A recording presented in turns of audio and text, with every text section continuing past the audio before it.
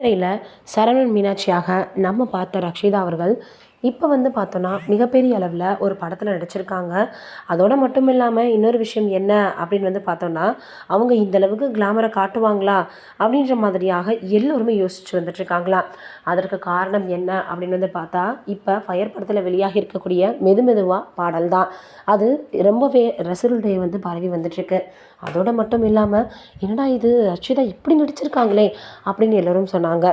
அதே போல் அந்த படக்குழுவினரை ரட்சிதா அவர்களுக்கு சர்ப்ரைஸாக இருக்கணுன்றதுக்காக அந்த பாடலை அவங்களுடைய பர்த்டே அன்னைக்கு வெளியிட்டிருந்தாங்க. இதை பார்த்துட்டு ரட்சிதா ரொம்பவே டென்ஷன் ஆகிட்டாங்க, கோபப்பட்டாங்க அப்படின்றதான் உண்மை.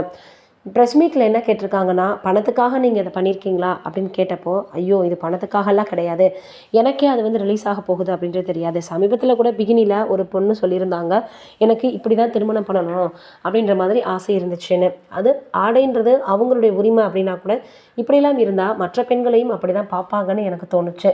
கதைக்கு ஏற்றதுனால நான் நடிச்சிருக்கேனே தவிர, எனக்கு பணத்துக்காக தான் நடிக்கணுன்ற அவசியம் இல்லை அப்படின்னு ரொம்பவே உருக்கமாக ரக்ஷிதா அவர்கள் இதை தெரிவிச்சிருந்தாங்க.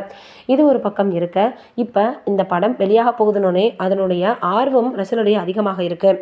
இதையும் தாண்டி இந்த படத்தில் பாலாஜி அவர்கள் கூட மிகப்பெரிய அளவில் ஒரு வித்தியாசமான கேரக்டர் நடிச்சிருக்காரு. இயக்குனர் என்னை நடிக்க சொன்னார், வாழ சொன்னார், நான் வாழ்ந்திருக்கேன். எனக்குமே இந்த படத்தில் அந்த பாடல் எடுக்கும்போது இது சரியாக வருமா அப்படின்னு ரொம்பவே பதட்டம் இருந்துச்சு.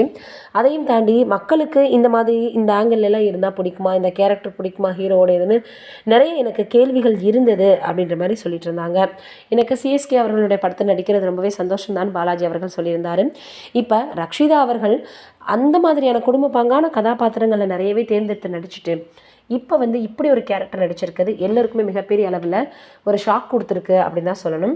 இதையும் தாண்டி இப்போ இந்த படம் வெளியாக போகுது, எப்படி இருக்க போகுது அப்படின்றத நம்ம வெயிட் பண்ணி பார்க்கலாம். நீங்கள் என்ன நினைக்கிறீங்கன்னு கமெண்ட்டில் சொல்லுங்கள்.